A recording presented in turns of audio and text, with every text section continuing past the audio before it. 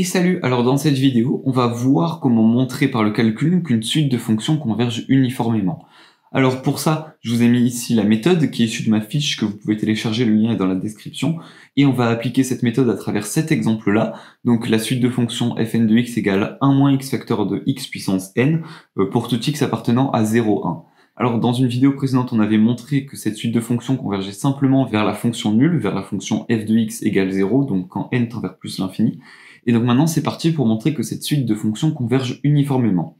Alors dans un premier temps, comme on l'avait vu il y a pas mal de vidéos déjà, on avait vu que convergence uniforme, ça voulait dire que la limite quand n tend vers plus l'infini de fn moins f en norme infinie valait 0, donc ça c'est la convergence uniforme, et nous, essentiellement, on va tenter de montrer cette convergence uniforme. Alors dans un premier temps, on avait vu qu'une suite de fonctions qui ne convergeait pas simplement ne pouvait pas converger uniformément, donc cette suite de fonctions converge simplement, donc elle peut potentiellement converger uniformément. Donc là, c'est si jamais vous aviez prouvé qu'une suite de fonctions ne convergeait pas simplement, dans ce cas, vous ne faites pas tous les calculs suivants, vous savez direct qu'elles ne convergent pas uniformément. Alors, donc cette suite de fonctions converge simplement sur 0, 1.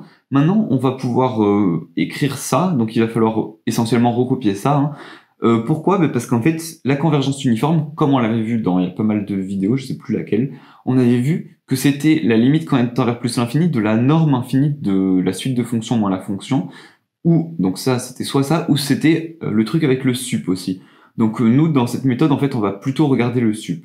Alors du coup, c'est parti pour réécrire ça. Alors il va falloir toujours écrire, donc pour tout n appartenant à n, donc là, n ou n étoiles ou n plus grand que 2, ou enfin voilà, ça dépend. Donc dans la vidéo sur la convergence simple, on avait vu que n, il était défini pour tout n.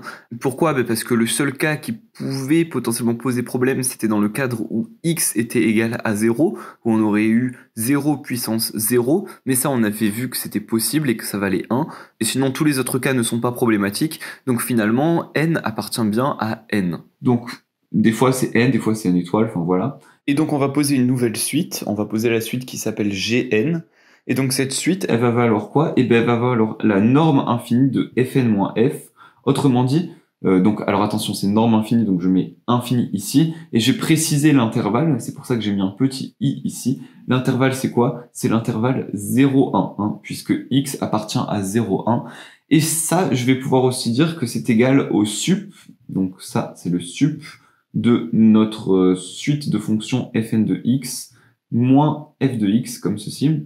Et attention, vu que là j'ai mis des x ici, il faut que je dise où sont définis les x. Donc là, x, encore une fois, il appartient à 0, 1. Et cette fois, ça je le précise en dessous du sup. Alors maintenant que j'ai écrit ça, il va falloir qu'on calcule ce sup. En fait, il va falloir trouver la valeur de Gn.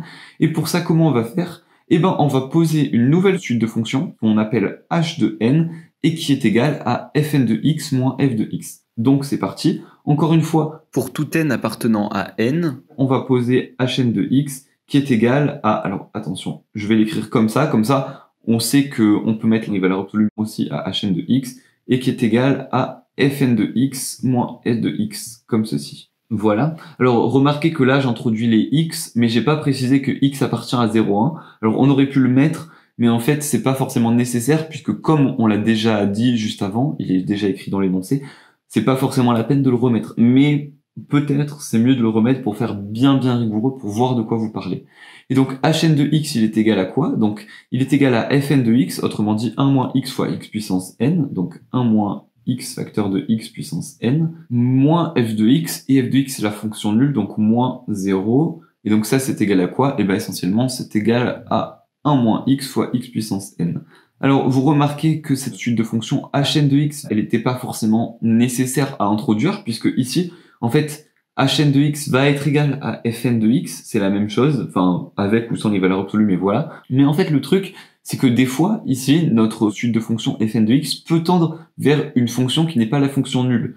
Et dans ce cas, c'est intéressant d'introduire cette suite de fonctions hn, comme ça, vous n'allez pas vous embêter à chaque fois répéter fn moins f.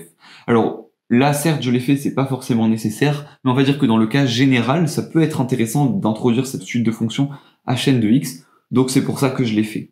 Ensuite, ce qu'il va falloir faire, c'est tout simplement qu'il va falloir analyser, en fait, la suite de fonctions hn de x. On veut connaître les variations de cette suite de fonctions, et donc pour ça, il va falloir faire pas mal de trucs, il va falloir faire comme on faisait, en fait, quand on était, je crois, en terminale, il va falloir calculer la dérivée, faire le tableau de signe, le tableau de variation. Et donc pour ça, un truc un peu plus simple, c'est de voir si cette suite de fonctions est paire ou impaire pour restreindre l'intervalle. Alors là, c'est pas nécessaire. Pourquoi? Mais parce que là, en fait, notre suite de fonctions, elle est définie que sur 0, 1. Mais dans le cadre où notre suite de fonctions était définie sur R, ça aurait pu être intéressant de restreindre l'intervalle.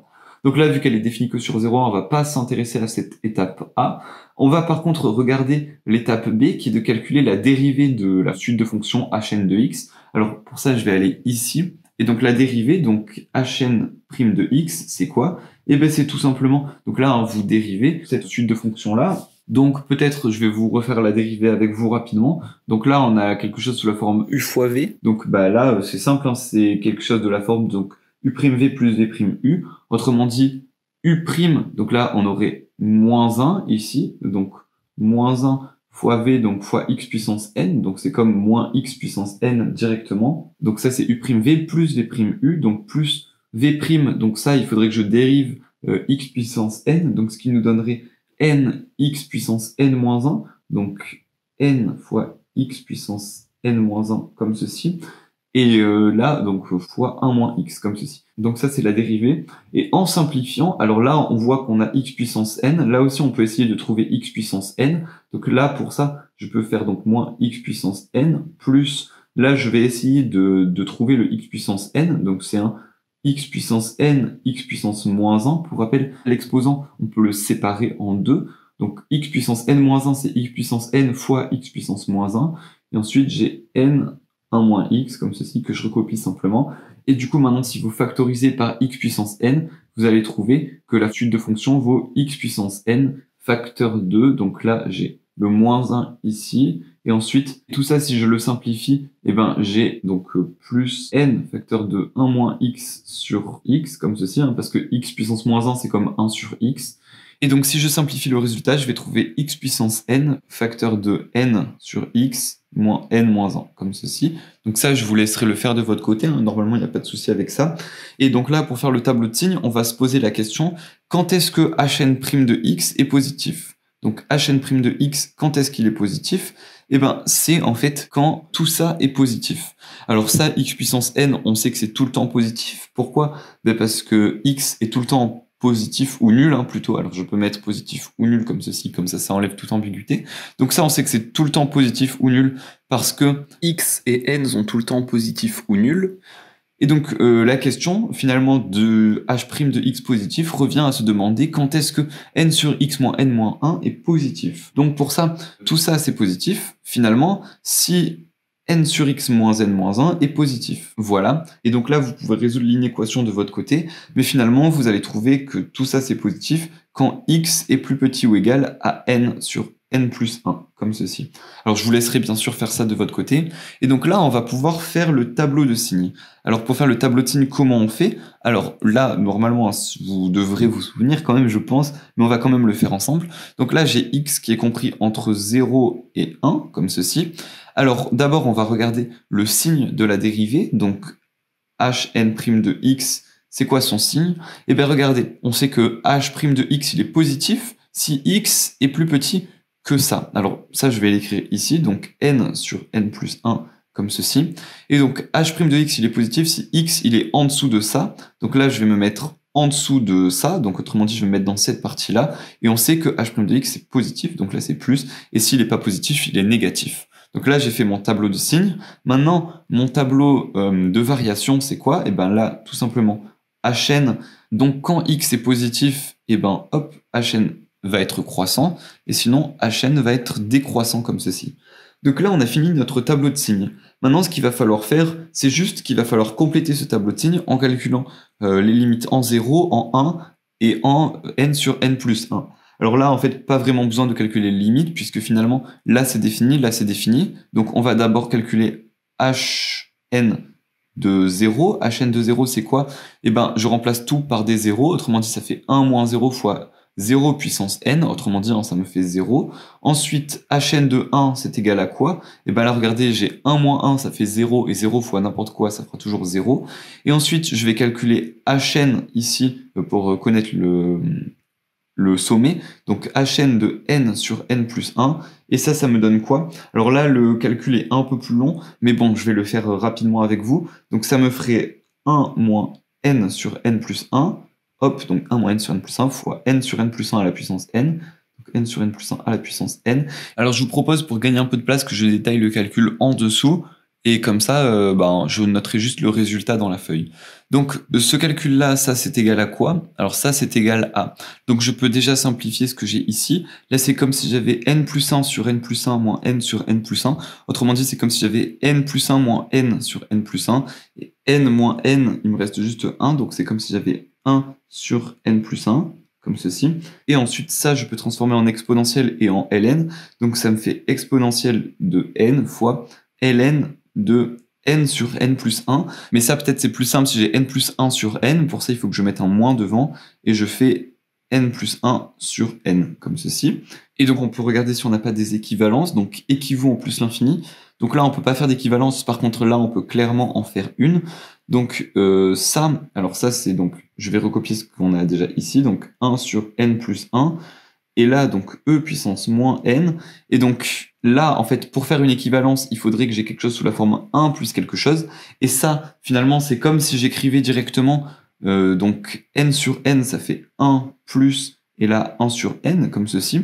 Donc, là, je peux faire une équivalence. Et en plus, quand n tend vers plus l'infini, 1 sur n tend vers 0, donc c'est bon, je peux vraiment faire une équivalence. Et du coup, j'ai directement, donc, ce 1 sur n, donc, fois 1 sur n. Autrement dit, je vais avoir 1 sur n plus 1, facteur de e puissance, donc là ces deux n ils disparaissent, et donc j'ai e puissance moins 1, comme ceci. Alors du coup là je vais directement écrire ici que ça c'est égal à e puissance moins 1 sur n plus 1. Et là je peux remonter, donc là on a fini notre petite parenthèse calcul. Et donc ça veut dire quoi? Ça veut dire que ici j'ai 0, ici j'ai 0, et ici là j'ai e puissance moins 1 sur n plus 1, donc e puissance moins 1 sur n plus 1, comme ceci, ici, voilà. Et sauf que regardez, nous, ce qui nous intéressait, c'était pas forcément hn de x, mais c'était la valeur absolue de hn de x. Donc du coup, je vais pouvoir compléter mon tableau de variation avec la valeur absolue de hn, comme ceci, et hop, donc je complète. Donc là, en fait, finalement, ça change quoi? Ça change absolument rien, puisque de base, ici, tout était positif, puisque tout était au-dessus de 0. Donc, je peux quand même le faire, mais finalement, c'est pas forcément nécessaire, puisque ça va me donner la même chose. Bon, allez, je vais quand même le faire ici, histoire de le compléter. Et donc, je vais compléter les valeurs. Donc là, pareil, hein, on a 0, 0, et e puissance moins 1 sur n plus 1, comme ceci. Donc du coup, maintenant comment faire? Eh bien regardez, c'est pas très compliqué. Là, il me suffit de chercher le sup. J'en déduis le sup. Alors là, j'ai 0. Ensuite, ma suite de fonctions, elle croît jusqu'à e puissance moins 1 sur n plus 1. Et ensuite, elle va décroître. Donc finalement, vous voyez que le sup, en gros, la valeur la plus haute, ça va être celle-ci. Ça va être e puissance moins 1 sur n plus 1. Et bien donc ça, c'est mon sup. Donc du coup, là, je peux trouver la valeur de Gn. Alors, hop, je vais ici. Donc Gn, c'est quoi? C'est le sup de Hn. Donc je vais écrire ici, c'est le sup de Hn de x. J'ai une petite coupure, mais je disais que Gn, c'était le sup de Hn de x. Pourquoi? Parce que c'était le sup de Fn de x moins f de x, mais on avait dit que Fn de x moins f de x, c'était Hn de x. Donc au final, je peux directement écrire sup Hn de x. Alors, juste petite remarque, là vous remarquez que j'écris Hn de x avec un x ici, et x appartenant à 0,1. Pourquoi? Parce que Hn de x est bien une suite de fonctions, donc c'est pour ça que vous voyez il y a des x dans la suite de fonctions, donc c'est pour ça qu'on parle de Hn de x. Par contre, Gn, il n'y a pas de x. Pourquoi? Parce qu'en fait, la valeur de Gn, c'est pas une suite de fonctions, mais c'est une suite. Il n'y a pas de x dans la valeur de Gn. Et en effet, regardez, si je prends le sup de Hn de x, ce sup, à quoi il est égal? Nous, on vient de voir en fait que ce sup, c'était la valeur la plus haute, donc c'était ça. C'était e puissance moins 1 sur n plus 1. Donc je peux l'écrire ici, hein, e puissance moins 1 sur n plus 1, comme ceci. Et vous voyez bien que ici, on n'a pas de variable x. Donc du coup, c'est pour ça qu'on n'écrit pas Gn entre parenthèses x. Alors maintenant qu'on a vu ça, on a trouvé notre valeur pour Gn, et maintenant, qu'est-ce qu'il faut faire? Eh bien, il faut tout simplement faire la limite quand n tend vers plus l'infini de Gn. Alors pourquoi? Pour rappel, nous, on sait si ça converge uniformément ou pas quand on fait la limite quand n tend vers plus l'infini de la norme infinie de fn moins f, ou quand on fait le sup de fn de x moins f de x. Alors, du coup, nous, on va faire la limite quand n tend vers plus l'infini de ce sup-là. Autrement dit, on fait la limite quand n tend vers plus l'infini de gn. Et donc ça, c'est quoi? Donc si je fais la limite quand n tend vers plus l'infini de gn, donc de e puissance moins 1 sur n plus 1, e puissance moins 1 sur n plus 1, ça me donne quoi? Eh ben ça me donne, alors là regardez, ça c'est une constante, là j'ai quelque chose sous la forme constante sur n plus 1, quand n tend vers plus l'infini, donc tout ce qui est en bas de la fraction tend vers plus l'infini, autrement dit, le tout va tendre vers 0, donc tout ça, ça va tendre vers 0, alors comme j'ai écrit limite ici, je vais écrire juste égal 0, comme ceci. Et du coup, vu que cette limite vaut 0, eh ben, on a prouvé que notre suite de fonctions convergeait uniformément. Du coup, je peux en conclure que notre suite de fonctions fn de x converge uniformément, donc j'écris ça, converge uniformément, vers notre fonction f de x qu'on avait calculée, qui était f de x égale 0. Alors remarquez que là, j'aurais pu écrire aussi, ça c'était quand n tend vers plus l'infini. Bon, c'est pas obligatoire, hein. Voilà, donc à travers cette vidéo, j'espère que vous aurez bien compris comment montrer par le calcul qu'une suite de fonctions converge uniformément. Si c'est le cas, vous pouvez lâcher un petit like, ça fait super plaisir. Si vous avez des questions ou quoi, bien sûr, vous pouvez les laisser dans les commentaires. Et nous, on se retrouve dans la prochaine vidéo pour encore une fois parler de la convergence uniforme, mais cette fois-ci plus par le calcul, mais par majoration. Du coup, à tout de suite.